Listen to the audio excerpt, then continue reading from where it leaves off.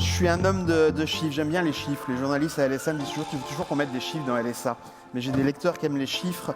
Facture d'électricité pour un hypermarché entre 600 000 et 1,2 million d'euros par an. Facture énergétique, maintenant jusqu'à, pour certains magasins, 100% du résultat net des distributeurs alimentaires. Autant dire que là, l'enjeu, il est d'importance, il est stratégique pour les enseignes. Il faut voir comment essayer de faire ces fameuses économies d'énergie. Donc ma première question, finalement aux distributeurs qui sont avec nous, avec toutes les contraintes environnementales et les investissements énergétiques nécessaires, j'ai envie de dire, par quoi commencer ? Et comment intégrer tout ça dans un calendrier ? Parce que finalement, vous avez beaucoup de demandes. Alors, lequel des distributeurs veut bien se lancer avec cette première question ? Sinon, j'en choisis un. Allez-y. Allez, je commence. Bonjour. Écoutez, pour commencer, en fait, pour Leroy Merlin, en fait, sa mission, c'est d'aider ses clients à améliorer son habitat. Et quand on parle de ses clients, c'est 35% des ménages français. Donc, face à cet enjeu, c'était assez logique pour nous de regarder de près notre propre habitat, que sont nos magasins et entrepôts, et aussi montrer à nos clients ce qui était faisable, ce qui fonctionne aussi. Pour répondre du coup à votre question sur la priorisation des investissements, nous on suit en fait notre stratégie qui est assez simple, qui repose sur 3 piliers, consommer moins, consommer mieux, retrouver un équilibre naturel de nos sites.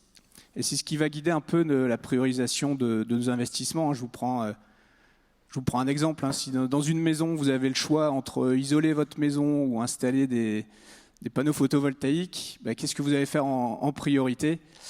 Alors, le résultat sera le même. On va baisser la facture énergétique, soit en baissant nos besoins, soit en compensant nos besoins. Et je pense que si on a un œil un peu carbone sur ce sujet-là, nous, on va prioriser nos investissements plutôt sur notre efficacité énergétique, notre sobriété énergétique, et ensuite travailler sur des investissements environnementaux, donc les énergies renouvelables, mais avec un vrai enjeu de pouvoir mixer ça aussi avec d'autres enjeux environnementaux que sont le carbone et puis la biodiversité. Bernard Günz pour Auchan. Alors, tout d'abord, on n'a pas commencé aujourd'hui. Ça fait bien longtemps qu'on travaille en plan pluriannuel sur nos investissements et notamment sur ces investissements-là. Quand je dis bien longtemps, on a commencé avec la COP21 notamment à accélérer très fort. Un plan pluriannuel sur 5 ans pour tenir nos moins 20% à l'horizon 2020 et on l'a fait. Alors là où on est très mauvais, c'est qu'on ne l'a pas communiqué. Donc je rejoins l'idée des réseaux sociaux. On est souvent discret. Aujourd'hui, ce plan pluriannuel, il continue. Donc on est sur des plans pluriannuels à 2 ans, 3 ans. Discret, c'est un scoop là. C'est un scoop, comme quoi l'ADN des fois. Voilà. Donc en fait, on est bien sur du pluriannuel projeté et on est sur du pluriannuel qui rejoint une trajectoire énergétique qu'on a écrit pour 20 ans. Donc aujourd'hui, quand l'État français nous dit mais réfléchissez à après, moi ma trajectoire elle est pour 20 ans. Donc on a acheté des plans pluriannuels d'énergie pour 20 ans. On a des plans pluriannuels de préparation d'investissement pour 3 ans. Donc, si on ne dit pas qu'on anticipe, je pense que le meilleur exemple, il est quand même là, Donc, et on n'a pas attendu la douleur. C'est-à-dire que moi, j'étais déjà convaincu avec nos dirigeants, il y a bien longtemps, que l'énergie serait un problème. Alors, évidemment, la France se réveille, parce que la France, c'était l'énergie la moins chère de tous nos pays. Aujourd'hui, c'est l'énergie la plus chère de tous nos pays. Fois 3. Donc ça veut dire que l'entreprise est en péril à cause de l'énergie. Et donc dans ce cadre-là, finalement, notre plan pluriannuel à la fois de trajectoire énergétique et d'achat et d'investissement, il prend tout son sens. Donc on est bien là-dessus. Voilà. Sébastien Chiffot pour Leclerc. Bonjour à tous. Alors effectivement, je rejoins ce qui a été dit précédemment. Dans la priorisation des investissements, il y a un investissement qui évidemment est prioritaire, c'est tout ce qui est économie d'énergie. Et on espère qu'on a passé le plus gros de la crise l'année dernière, mais malheureusement, les prix restent encore élevés pour les années qui viennent. On ne va pas revenir sur les prix de l'électricité de 40 à 50 euros du mégawattheure tel qu'on l'a connu avant quelques années malheureusement. On est encore à plus de 100 euros du mégawattheure en 2025-2026.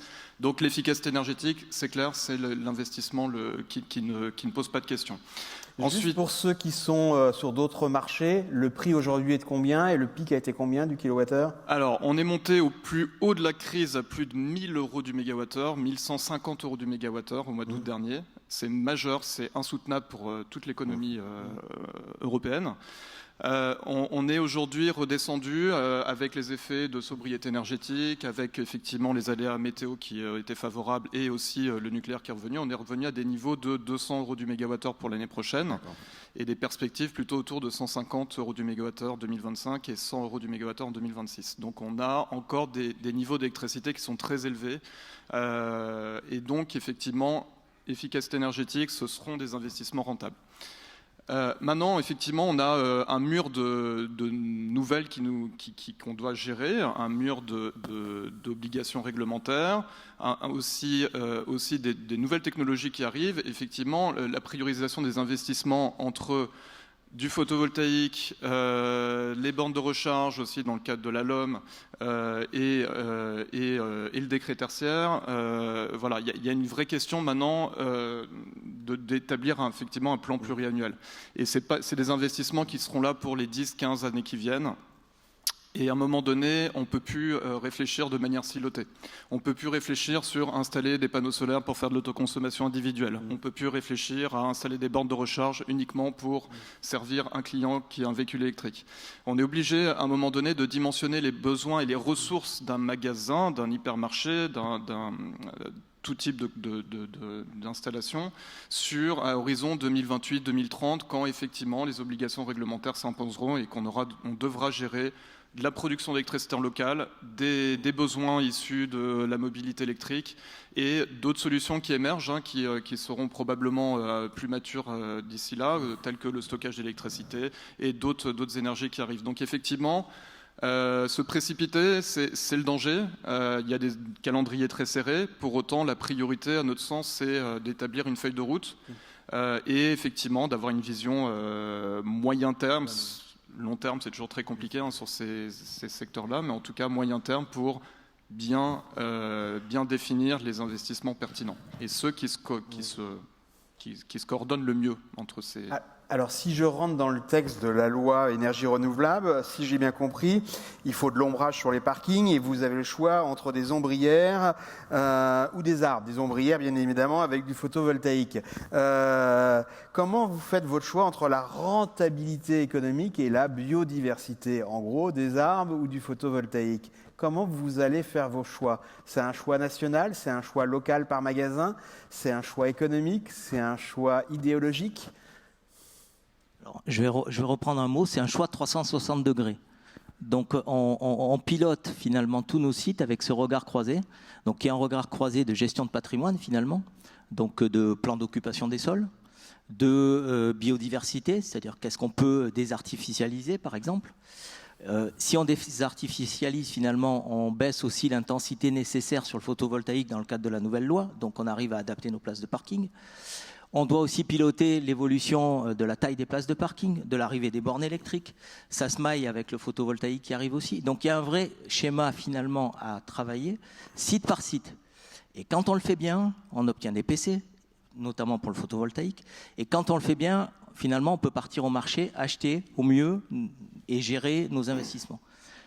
Par contre, moi ce qui me surprend, c'est que l'État arrive à nous dire « Très bien, vous avez votre PC ».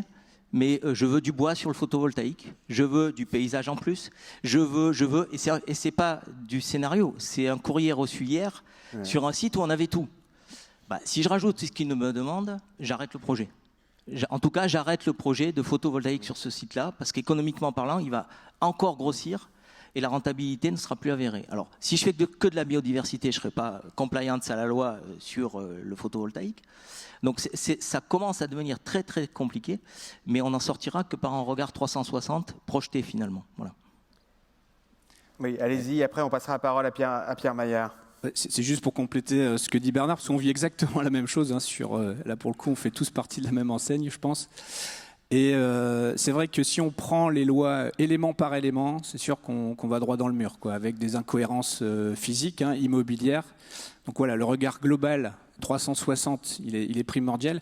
Et pour répondre à la question précise sur la rentabilité économique, mais je pense que c'est plus le seul critère. En tout cas, c'est un critère fondamental. La rentabilité économique, ça nous permet de continuer à faire d'autres projets.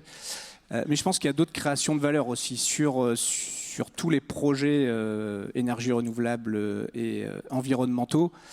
Nous, chez Leroy Merlin, en fait, dès qu'on va valider un projet, on regarde le ROI, le TRI, la valorisation, mais pas que. On regarde aussi ce qu'on appelle le retour sur carbone. Donc, à l'instar du ROI, on pourrait appeler ça un ROC, je ne sais pas si ça existe, mais en tout cas, voilà, quel impact sur le carbone, quel impact sur le climat, quel impact sur la biodiversité, et on pourrait en ajouter d'autres, des créations de valeur aussi pour nos clients, pour nos collaborateurs.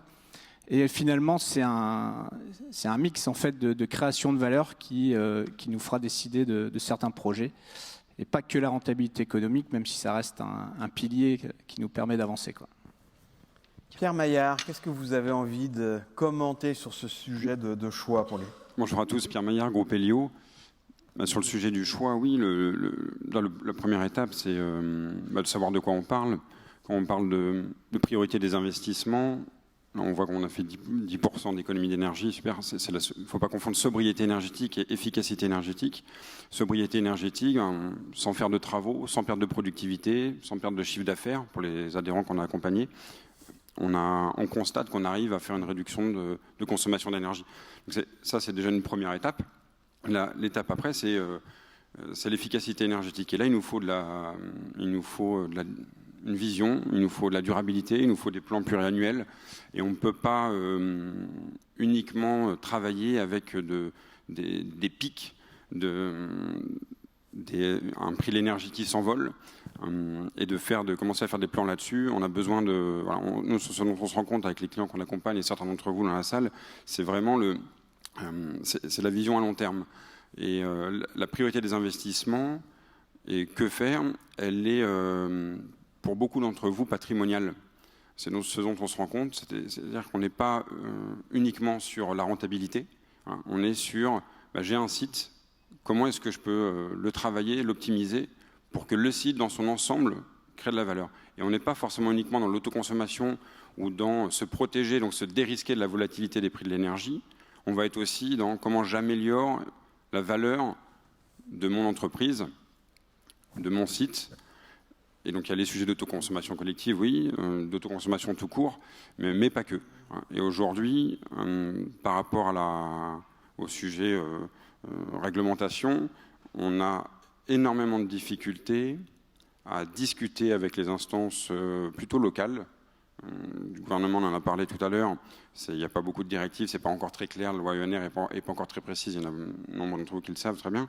Mais en local, la proximité, elle change tout. On est obligé d'être proche de ceux qui décident et de ceux qui vont approuver ou pas un dossier. Et sinon, il ne passera pas. Le sujet du bois à mettre sur des ombrières, on le retrouve dans nombre de projets.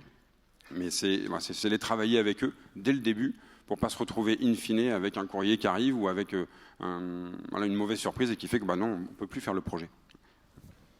Alors, si je suis bien la loi, donc un magasin qui prend des ombrières avec photovoltaïque, il faut couvrir la moitié des parkings. Donc, ça fait déjà des belles surfaces parce que vous avez quand même quelques beaux parkings. Donc, comment vous faites pour répondre à cette demande? Quel est un petit peu l'état des lieux et quels sont les freins? Allez, on va commencer avec Leclerc. Alors, effectivement, tout d'abord, effectivement, on a toujours été moteur dans cette loi, elle va dans le bon sens. Effectivement, nous, on a engagé déjà depuis longtemps cette initiative d'installer des panneaux solaires en ombrière ou sur toiture. Maintenant, effectivement, on doit accélérer. Par cette loi qui nous impose effectivement des investissements massifs dans tous les hypermarchés, les parkings notamment. Alors, 50% de la surface d'un parking, c'est au-delà du besoin propre d'un hypermarché. Quelques chiffres. Aujourd'hui, un hypermarché moyen, pour faire un schéma d'autoconsommation individuel, on est sur une installation de 700 kW crête.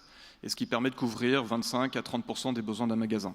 Couvrir la moitié du parking, on va passer à 1400 kWh en moyenne, donc deux fois plus. On va augmenter le taux d'autoconsommation, on va passer peut-être à 40%. Malgré tout, on va devoir gérer un surplus d'électricité, notamment en plein mois d'août quand il fera beau. Donc là, on a un premier sujet. On a un premier sujet qui est un des freins, qui est l'excédent d'énergie. Qu'est-ce qu'on en fait ? Sachant qu'aujourd'hui, on n'a pas de solution parfaite, économiquement parlant, pour gérer ce surplus. Donc ça, c'est une première question. Une deuxième question dans les freins, c'est la capacité de la filière à pouvoir accompagner nous tous. On va représenter déjà nous tous un certain nombre de projets, un nombre de projets faramineux, mais on n'est pas les seuls. On a également des grands champs solaires qui se développent partout dans le monde. À l'échelle du monde, on va passer de 900 gigawatts de photovoltaïque installés à plus de 2300 d'ici 3 ans. En Europe, on va passer de 167 à 400. On va accélérer massivement. En France, juste pour que vous voyez un peu de là où on part, on est sur une augmentation que de 2 gigawatts sur 2022. On a 13 gigawatts installés, on n'a augmenté que de 2. Et l'augmentation de 2022 est même inférieure à celle de 2021, quand tous les autres pays européens ont largement augmenté leur capacité installée. Et ça, la raison pour laquelle on a des difficultés de développement en France, c'est des lourdeurs administratives qui sont certes allégées dans le cadre de la loi, mais on a une capacité technique d'Enedis de raccorder toutes les installations qui est très longue, très difficile. Et c'est ça le principal frein au développement aujourd'hui des projets solaires, partout en Europe, mais particulièrement en France. Et donc effectivement, c'est bien beau d'alléger les démarches administratives. Si derrière Enedis n'est pas en capacité de raccorder les installations, parce qu'on va gérer du surplus aussi, on va avoir des projets on va avoir une file d'attente qui va être faramineuse. Donc c'est le raccordement, c'est la capacité des acteurs, les bureaux d'études et les EPCistes aussi à pouvoir accompagner de la filière. On a déjà aujourd'hui des difficultés à pouvoir réaliser tous les projets qu'on souhaite, et donc c'est toute une filière qu'il faut organiser avec effectivement des vraies questions. On va favoriser la production de photovoltaïque en Chine. Il va falloir aussi qu'on bâtisse une filière qui soit robuste et qui ne soit pas opportuniste par rapport à des projets massifs qui doivent se développer. Arnaud, le même constat pour... Oui, en complément de Sébastien, moi je suis persuadé en tout cas que nos extérieurs, nos parkings vont profondément changer dans les mois, dans les années à venir. Finalement, nos extérieurs, c'est un peu le réceptacle de tout ce qui nous tombe dessus, toutes les lois, les lois ENR, la loi LOM, la loi ZAN, zéro artificialisation nette, également la loi REP, pour récupérer aussi les déchets de nos clients, etc. Donc voilà, je pense que nos parkings demain, c'est vraiment nos parkings, nos extérieurs, sont vraiment le point central de notre transformation. Et forcément, mettre des ombrières photovoltaïques sur 50% du parking, ça peut être un vrai frein à cette transformation. Ça rejoint un peu la question précédente sur la vision 360, une vision cohérente de ce qu'on veut faire de nos extérieurs. Nous, on a plutôt privilégié, alors depuis 2011, toutes nos constructions en fait sont entre guillemets PV ready, quoi. Donc on a plutôt privilégié de l'installation d'énergie renouvelable sur nos toitures. On est en déploiement de plusieurs centrales sur la France. On a l'ambition de couvrir en autoconsommation à hauteur d'à peu près de 30% pour chaque site, de couvrir entre 10 et 15% de notre consommation nationale, et de compléter ça par d'autres systèmes, alors pas forcément avec des ombrières photovoltaïques, mais avec des systèmes par exemple de PPA qui nous permettent aussi de sécuriser aussi un coût de l'énergie, c'est un vrai sujet. Aujourd'hui, en 2026, la consommation Leroy Merlin sera couverte à hauteur de 35% par un PPA, par plusieurs PPA solaires, et 25% en éolien. Donc voilà, si je fais l'addition de tous ces pourcentages, en 2026, on a organisé, c'est en train de se concrétiser, notre consommation sera couverte à 70% d'ENR dès 2026, avec l'ambition en 2030 d'être à 100%. On continue à travailler là-dessus. Et donc, pour revenir à la question des ombrières sur le parking, et je reviens à ce que je disais tout à l'heure, oui, on mettra des ombrières sur nos parkings aussi pour être conformes à la loi, mais tout en ayant un programme complet pour répondre aussi à la renaturation de nos sites. Ça, c'est un vrai sujet qu'on va apporter cette année. Voilà, pour que tout ça soit cohérent et surtout pas créer de points durs physiques qui vont nous empêcher de faire évoluer notre immobilier dans les années à venir. Mais alors, question du candide que je suis pour cette journée ou du béotien, quel est le taux actuellement d'équipement des magasins? Vous pouvez nous donner ou pas? Ou est-ce que Franck a une moyenne Moi, je n'ai pas de chiffre consolidé, peut-être vous pouvez en citer quelques-uns. Il n'y a pas de chiffre consolidé pour l'instant. Sur les 30 millions de mètres carrés, enfin 60 millions de mètres carrés de parking qu'on va devoir couvrir. Alors, il n'y a pas de chiffre consolidé, mais comme on a une trajectoire, on sait à peu près répondre. Mais la difficulté, c'est vraiment de suivre cette trajectoire. Donc aujourd'hui, j'ai 17 gros sites dans les tuyaux qui correspondent à tout ce qui a été posé. Donc le run est amorcé. On en avait 52 en préparation. Sauf que quand on accélère, il se passe quoi? En fait, on accélère et puis il y a un trou à l'accélération. Ça s'arrête. Pourquoi? Parce que la hausse tarifaire des matières, alors qu'on a connu, la non-réponse de nos partenaires, les difficultés administratives. On rajoute aussi, on l'oublie parce qu'on parle de photovoltaïque, ça paraît très technique, mais en dessous du photovoltaïque, il y a aussi du métal. Et qu'est-ce qui pose problème sur les parkings? C'est les structures. Donc une fois qu'on a rajouté tout ça, en fait, ce trou à l'accélération, il nous fait perdre du temps. Il nous maintient en risque par rapport au réseau, donc on l'a vu avec les éco-watts rouges. Parce que moi, mon projet photovoltaïque, à la base, hors la décarbonation, c'était aussi dérisquer ma dépendance au réseau, dans tous les pays du monde. Sur la France, le dérisquage ou le dérisquer au réseau, ça m'aurait été bien utile quand on était dans la période des éco-watts potentiels. Et donc, évidemment qu'on est motivé. Mais si l'écosystème, et on est tous dans la salle dans un écosystème et dans un collectif, si cet écosystème et ce collectif ne travaillent pas ensemble, je pense qu'on va tous avoir un trou à l'accélération et que globalement, on sera tous dans la même situation pour des raisons peut-être pas toutes les mêmes partout, mais au global, on ne tiendra pas nos engagements. Voilà. Quelques chiffres. Nous, on a installé plus de 300 000 m² déjà de photovoltaïque. On avait pour ambition d'aller jusqu'à 500 000 en 2025, donc on est sur une bonne trajectoire. Maintenant, effectivement, la loi va nous obliger à aller encore plus loin que ça. Juste d'ailleurs, en passant, c'est vrai que les précurseurs que nous sommes, qui ont déjà installé du photovoltaïque, notamment par exemple sur toiture, on a un certain nombre de magasins qui ont commencé à faire des choses, des installations massives sur toiture et qui se retrouvent à devoir encore mettre en place du photovoltaïque sur le parking. Et donc effectivement, cette loi va une forme quelque part d'incohérence parce qu'on va devoir gérer un surplus là qui est massif pour ces magasins. Donc effectivement, on a à peu près 200 magasins qui ont installé des panneaux solaires et donc effectivement sur les 700, donc on a sur les 700, ça. Voilà, donc il y a encore bonne progression quand même. Les investissements sont massifs effectivement. Pierre Maillard, je vous ai vu prendre le micro. Vous avez envie de... Non, c'était juste pour dire, faut savoir de quoi on parle. C'est super de voir déjà des Leroy Merlin qui en 5 ans vont être à 100% pro d'ENR en propre. Je trouve que c'est super. Le sujet, c'est surtout pour l'alimentaire, parce que la conso de froid, elle représente à peu près 40%, l'un des sujets qu'on étudie nous, avec nos partenaires. C'est 40% de la consommation d'énergie d'un site. Et donc c'est de bien calibrer. Le sujet il est de calibrer. Il faut qu'on calibre, qu'on réfléchisse le site à dire, ok, il y a le réglementaire, il y a notre consommation, il y a ce qu'on veut faire, et donc pour pouvoir calibrer correctement, c'est de travailler déjà sur la consommation initiale.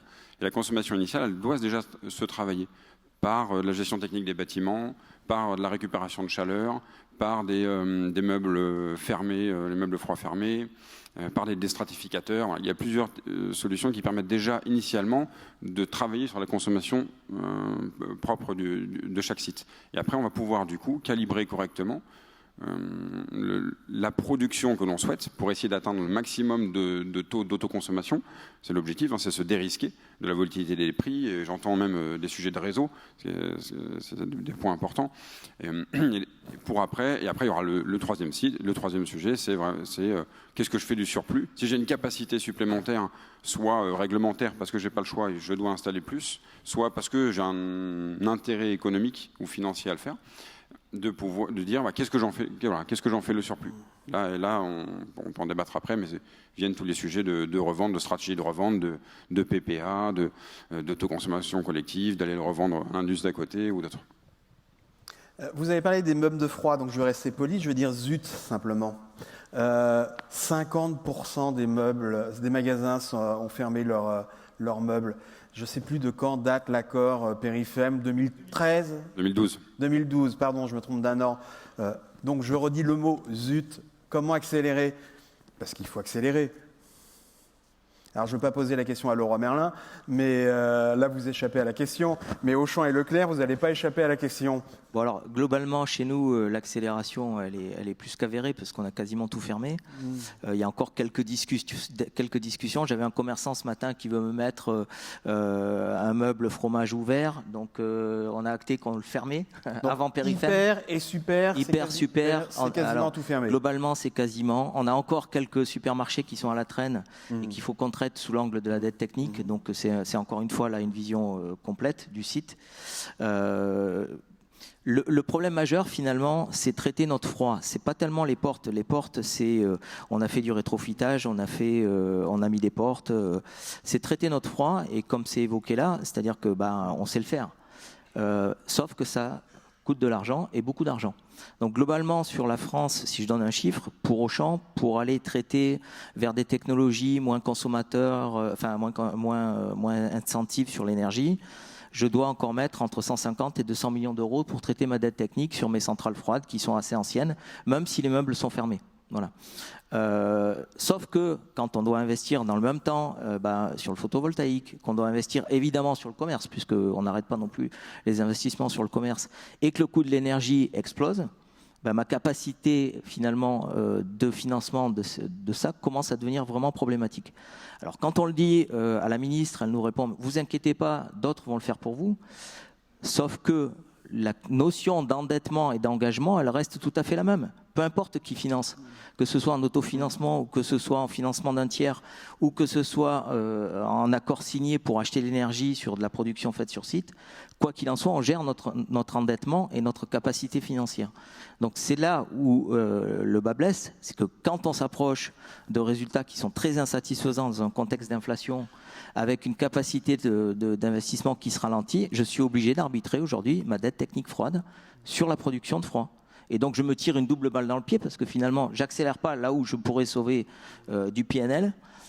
Et donc c'est ça qu'il faut qu'on gère. Le nœud du problème, il est vraiment là. C'est pas le comment faire. Le comment faire, je pense que tout le monde le connaît. On est tous maîtrisants sur ça. Mais il faut qu'on arrive à dégager, encore une fois, une capacité ou une aide. Et je pense que là, vraiment, on a besoin d'une aide gouvernementale. Et à minima, une compréhension. Voilà. Parce que le nœud du problème, il est financier. Il n'est pas sur le comment. Voilà. Alors, pour Leclerc, les meubles fermés. Oui, je rejoins ce qui a été dit. Effectivement, c'est aussi un problème d'investissement, un problème financier. Il y a des choix qui doivent être opérés. Pourtant, on avance. Il y a encore des choses évidemment encore à faire sur le froid, la fermeture des meubles. C'est aussi un problème plus global. C'est aussi des problématiques de circulation de l'air aussi. Donc, il faut avoir une approche. Et on peut avoir un chiffre? Combien de magasins Alors, j'ai pas le chiffre en tête. On est en tant qu'indépendant, c'est toujours difficile de bien mesurer l'état d'avancement dans nos magasins, donc j'ai malheureusement pas de chiffres à vous partager là. Mais voilà, oui, je partage, c'est clair, on y va dans cette direction. C'est aussi une maîtrise des technologies pour faire les bons choix et effectivement une question d'investissement. Bon, Auchan Monde, c'est 300 millions d'euros, la France c'est 150. Donc on est à 50% de taux d'effort sur la France finalement. Sur cette notion d'investissement. Donc clairement la priorité c'est de faire en France, oui, effectivement. Alors, je reviens sur les investissements, notamment sur tout ce qui est énergie et photovoltaïque. Comment vous faites pour financer? Est-ce que c'est par de l'endettement en propre ou est-ce que vous utilisez les tiers investisseurs? Sébastien, alors, allez-y. c'est pas qu'une question de financement, c'est une question aussi d'être propriétaire du terrain, du foncier. Et ça, c'est quelque part un choix, évidemment, il y a une question de financement, la capacité à pouvoir financer ces investissements massifs, mais c'est aussi quel risque à finalement laisser un tiers investisseur être propriétaire d'un actif sur un parking ou voire même sur toiture, et ce que ça implique, sachant qu'on est sur encore des horizons de temps qui sont très longs et des installations qui sont difficilement, voire quasi de manière impossible à déplacer voilà. Donc à un moment donné, il y a en tout cas pour nous, il y a une volonté forte de maîtriser le foncier, de rester propriétaire du patrimoine. Aussi parce que ça permet je parlais tout à l'heure, on peut plus développer les choses en silo. On a besoin de créer des synergies entre le photovoltaïque, les bandes de recharge, la consommation d'un magasin, etc. Et à un moment donné, quand on est un tiers investissement, c'est beaucoup plus compliqué. Donc voilà, donc évidemment, il y a une question de financement qui se pose par rapport à tous ces investissements, mais ce n'est pas que cette question-là. Et effectivement, on a une priorité pour nous qui est de rester maître sur nos parkings. Arnaud ou Bernard, lequel veut continuer ?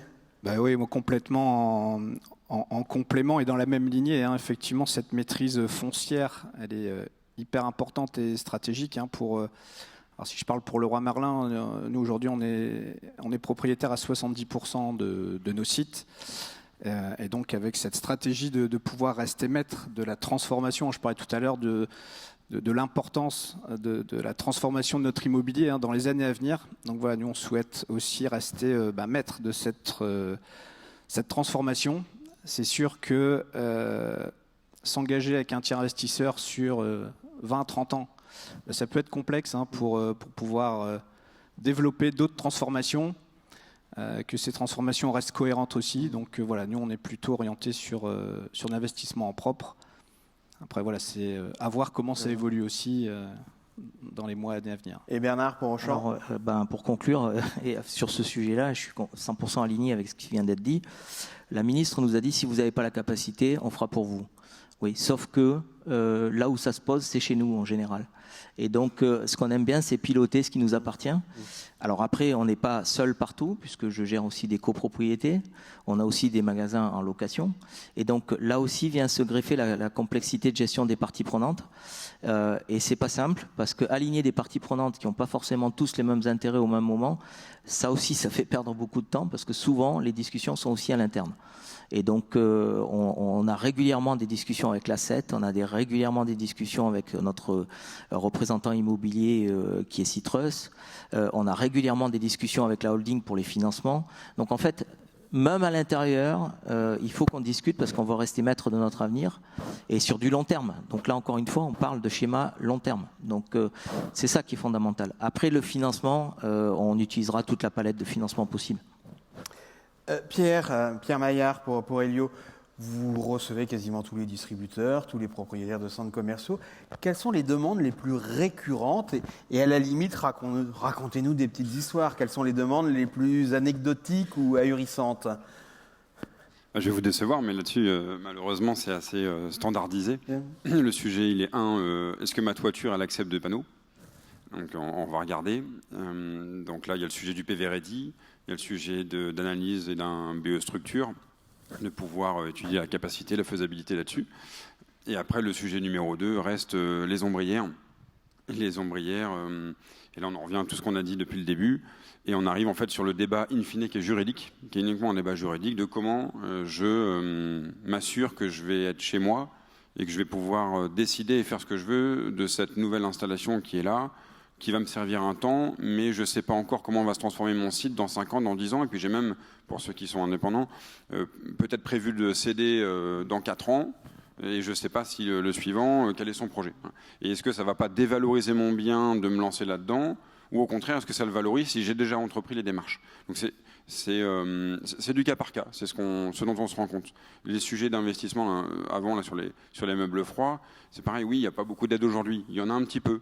On se rend compte qu'avec certains, on arrive à aller chercher, pour les plus faibles, 5% de subventions, de financement entre certains d'entre vous connaissent par cœur, mais les certificats d'économie d'énergie, des contrats de performance énergétique qui vont venir s'ajouter. Voilà. On va venir couvrir entre 5 et 30% quand on est bon de couverture. Donc on va dire que c'est une sorte de subvention sur cette partie-là, sur cette partie financière-là. Et sur le reste, on est vraiment sur du débat juridique et donc du débat patrimonial. C'est de la décision. Ce dont on se rend compte, par contre, c'est qu'avant, les personnes avec qui on discutait, c'était soit des responsables maintenance, ou responsables un peu techniques du site, ou des responsables, on va dire, compta, voire factu, parce que c'était des sujets, ou achats, c'était des sujets qui n'étaient pas gérés en niveau de direction. La preuve, c'est que quand la direction s'y est mise, en disant on va peut-être faire des économies d'énergie, on fait, sans changer l'organisation d'un magasin, on fait 10% d'économie d'énergie, 10% sur la facture. Et ce dont on se rend compte maintenant, c'est qu'on discute uniquement avec les décideurs, avec les patrons, on est chez eux, ils veulent décider et ils ont une vision. Et c'est à nous de trouver les meilleures solutions pour s'adapter et de leur faire ouvrir aussi les yeux sur certaines infaisabilités et certaines possibilités. C'est ce qu'on fait au quotidien, mais non, malheureusement, on n'a pas encore à part ces petites histoires qui sont plutôt des histoires locales et administratives, de débats entre les PLU, les ABF, les architectes des bâtiments de France et différents intervenants ou Enedis, avec les changements de transfo. On en a beaucoup de sujets, la récupération des EP, des eaux pluviales, qui sont des sujets aussi, comment on se connecte, et qui viennent souvent alourdir des CAPEX. Et donc vient dans la foulée le sujet de qui paye. Est-ce que c'est le banquier le banquier de l'entreprise? Est-ce que c'est nous qui le portons? Est-ce que c'est un tiers? Et on arrive vite à ce débat. Donc il y a un cumul de points qui sont très techniques et qui en fait doivent se prendre à un niveau de direction, à un niveau de décision. Et c'est très compliqué. En tout cas, on voit dans les projets que ça ralentit énormément les projets si les décideurs ne sont pas impliqués dès le début, parce qu'ils vont donner tout de suite des visions, vont dire non, ça non, parce que voilà, j'ai prévu de céder, j'ai prévu de changer, j'ai prévu de me faire racheter, j'ai prévu d'en acheter un autre, j'ai prévu d'agrandir, je veux garder une réserve foncière, non là j'ai un accès poids lourd, non là je prévois de faire un drive un jour, donc je ne veux pas avoir un accès là, non je vais peut-être changer parce que j'ai la départementale qui passe par là et je suis en égo avec la mairie ou la commune pour me faire un accès par là. C'est ça les débats qu'on a au quotidien. Alors l'énergie la moins chère, bien évidemment, c'est celle qui n'est pas consommée. C'est une la palissade. Donc où en êtes-vous dans vos protocoles de sobriété énergétique?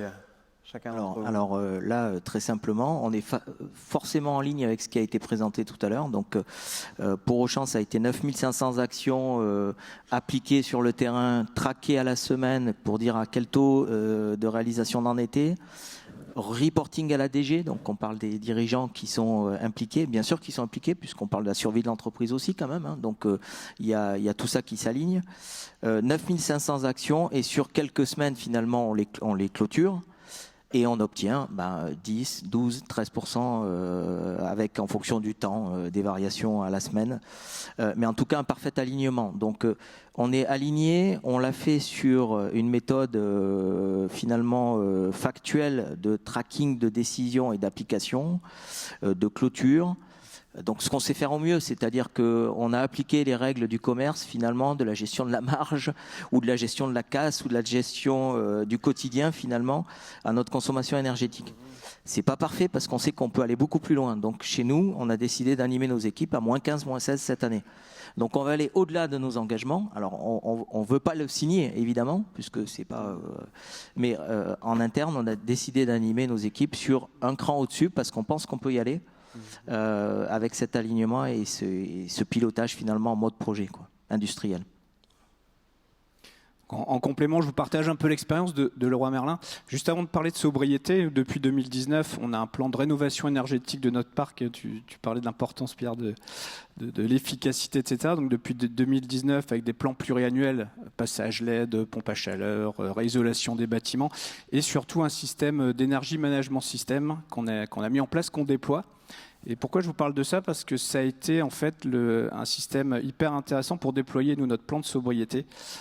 Quasiment la totalité, ce sera le cas cet été, la totalité de nos sites sont pilotés au niveau national. Donc en fait, le plan de sobriété, en fait, on l'a déployé en une journée, où on a pu régler la température, la luminosité.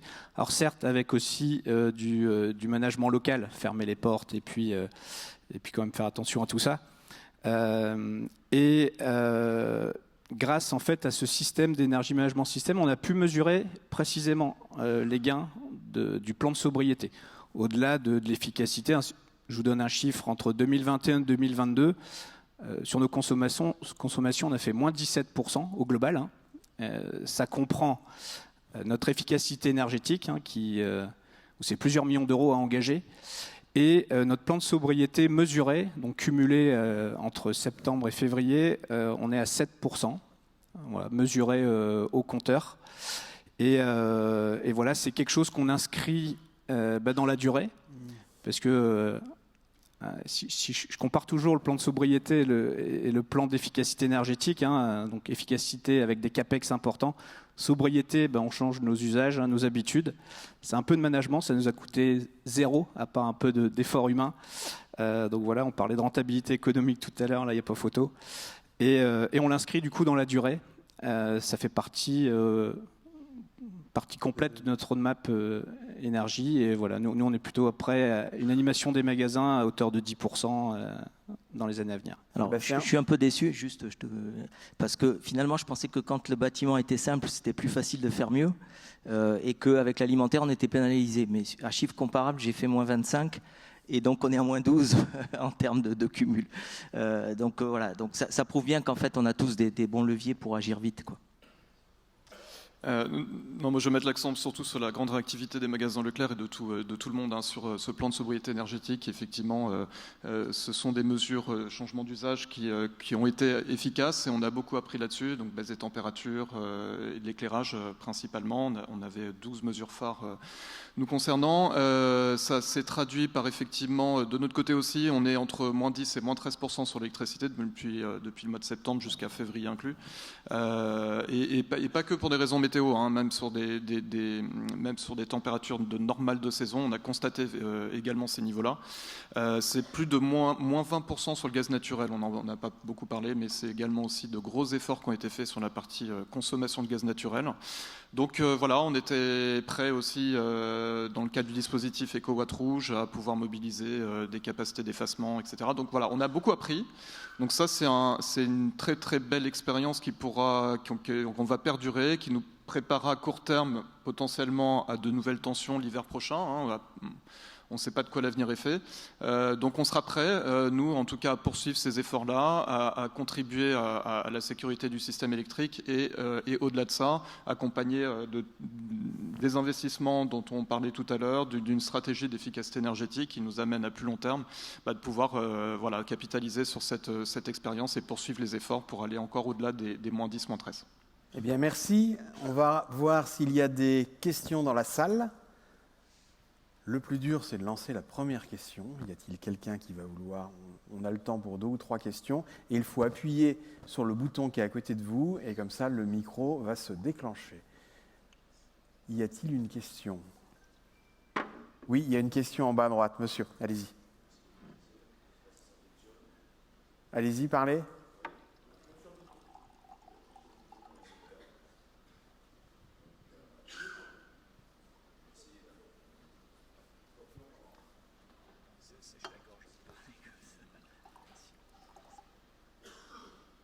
Mike, il fait tout aujourd'hui, il fait même le micro. J'apporte mon micro. Je vais donner mon micro. Ouais. Je vais faire don. La bonne vieille technique, ça marche aussi. La réalité du direct. Allez-y, on vous écoute. Christian Legousse, les meubles réfrigérés, EPTA, c'est un petit peu pour illustrer la potentialité du partenariat grande distribution, industrie. En quelques chiffres, donc 70%, c'est la baisse de consommation des dernières générations de meubles frigorifiques comparée à celle qui était existante en 2012. Et ce chiffre, alors des meubles fabriqués en France, ce chiffre est à mettre en perspective avec le coût complet que représente l'énergie sur 7 ans pour un meuble, qui est aussi 70%. Donc au niveau mémotechnique, c'est facile à se souvenir. Voilà. Et alors ça veut dire quoi ? Ça veut dire que c'est un levier extraordinaire en fait, d'une part, et d'autre part, l'investissement RSE est non seulement bon pour la planète, mais il peut être aussi bon et pour le cash et pour la baisse des OPEX. En termes d'illustration. Alors, je ne sais pas si c'était une question, mais en tout cas, c'est une remarque. Évidemment aligné, mais moi, plutôt que coût complet aujourd'hui, on a décidé de parler de ITCO, c'est-à-dire Environmental Total Cost of Ownership. Donc, on rajoute bien cette notion d'impact carbone pour la planète. Et tous mes reportings sont faits sur People, Planète, Profit. Donc, ça va tout à fait dans le sens de ce qu'on est en train de se dire. Ce qui m'importe aujourd'hui, c'est à la fois la consommation, mais aussi l'impact, et donc ce fameux ITCO. Et si on bouge tous dans ce sens-là, on va avoir un parfait alignement entre industriels et commerçants. Voilà. Il y a deux questions devant. Voilà, les micros sont réparés. Ça marche. Ça marche. Oui, Allez-y, madame. Merci à tous. Et merci de vous présenter avant de poser la question. Alors, je suis. Monsieur qui veut parler aussi. On va être galant, on va commencer par madame. Bonjour, Christine Le Biographe, je suis avocat associé spécialiste du droit de l'énergie. Je voulais savoir, dans vos plans stratégiques globaux, comme vous les avez rappelés, qui ont évidemment une valorisation patrimoniale très importante, quelle est la part que vous réservez au fait de devenir vous-même producteur d'énergie et la part que vous réservez à devenir acheteur d'énergie verte et de garantie d'origine? Donc, quelle est la part des PPA dans votre stratégie patrimoniale? Et si ce n'est pas une part majoritaire, pourquoi? Parce qu'il y a des choses qui vous font peur dans le fait d'acheter sur 20 ans à un prix fixé d'avance de l'énergie verte, ou est-ce que vous trouvez que c'est un instrument, un outil qui va nécessairement se développer, et sous quelles conditions pourrait-il se développer davantage? Voilà, ça fait plusieurs questions dans une, mais ce sont vraiment des questions. Je peux essayer de répondre globalement sur le sujet. Donc, effectivement, donc il y a une question de stabilité des approvisionnements, stabilité des prix. Il y a une question d'énergie verte et donc les PPA, dans ce cadre-là, ont un rôle intéressant, important. On s'est nous-mêmes engagés sur des PPA très récemment. On a conclu notre premier et on entend développer ça. On entend aussi, il y a les problématiques qu'il y a derrière les PPA, c'est d'une part évidemment le foncier disponible en France, donc ça c'est une vraie question. Et la deuxième question, c'est la cannibalisation finalement des projets solaires. Et ça c'est une autre problématique importante, surtout si on cumule les PPA, qui sont, je rappelle, on parle de champs solaires principalement, qui passent par le réseau. Là, dans ce qui nous concerne, on va installer des panneaux solaires massivement sur nos parkings. Donc le taux d'autoconsommation, il va déjà être saturé. Rajouter de la production solaire sur les mêmes périodes de l'extérieur par des PPA, on va déjà être en situation de surplus, on l'a rappelé tout à l'heure, donc on va encore rajouter du solaire. La question qui se pose, c'est est-ce qu'on en aura besoin ? Est-ce que la mobilité électrique, par exemple, est un vecteur important de consommation qui permettra de trouver un débouché intéressant pour ces PPA ? Je parle évidemment des PPA solaires. On a aussi d'autres PPA, des PPA éoliens qui apportent un complément. On a des solutions, des panneaux verticaux par exemple, qui ont une capacité de production différente, produire le matin, le soir. Donc c'est tout ça qu'il faut réfléchir. Donc la crainte, elle est plutôt d'accumuler effectivement de la production solaire, de l'achat d'énergie solaire qui arrive au même moment dans un contexte où tout le marché en fait va développer des projets solaires et on a des simulations. Alors après, des experts d'énergie en parleront mieux que moi, mais sur des projections à 10 ans dans lesquelles on a finalement la valeur d'un PPA, le prix de l'énergie qui serait dégradé par rapport à un prix de marché classique. Et donc c'est une perte de valeur du PPA potentiel à un horizon moyen-long terme.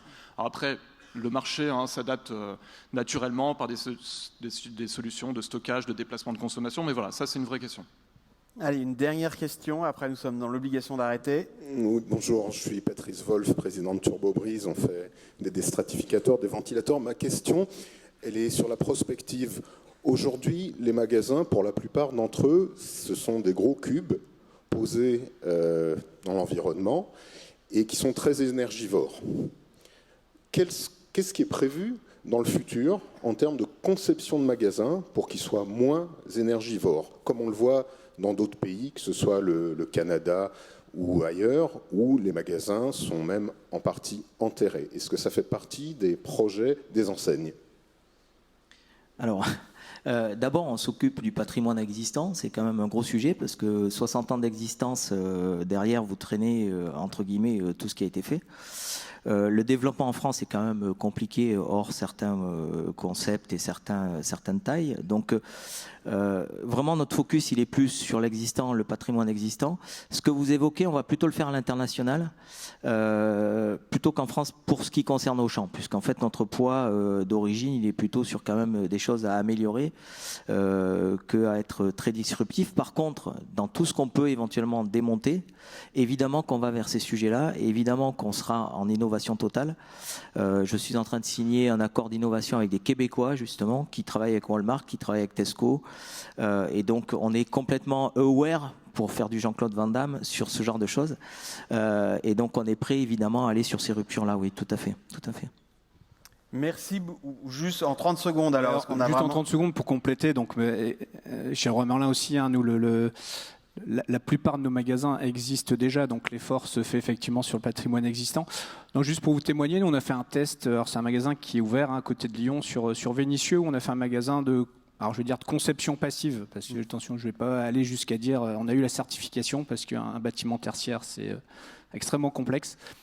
Donc voilà, pour nos prochains bâtiments neufs, effectivement, un peu comme Bernard, on est ouvert à toutes les nouvelles solutions, avec des isolations et aussi tous les systèmes d'énergie efficaces, quoi. Je me permets juste un petit mot. C'est bien, on a tous des plans, des projets, c'est super, mais on a tous un gros problème, c'est le RH.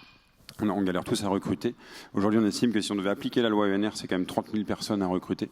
Donc on les a pas aujourd'hui, donc c'est un gros sujet pour nous. Je ne sais pas sur le nombre de salariés que ça représente la grande distrie en France. Je ne sais pas si Franck, tu as les chiffres là-dessus. Le nombre de salariés de la grande distribution en France. Ils ont du mal, la FCD pourrait nous le dire. Non, Joker, mais c'est plus d'1 million en tout cas.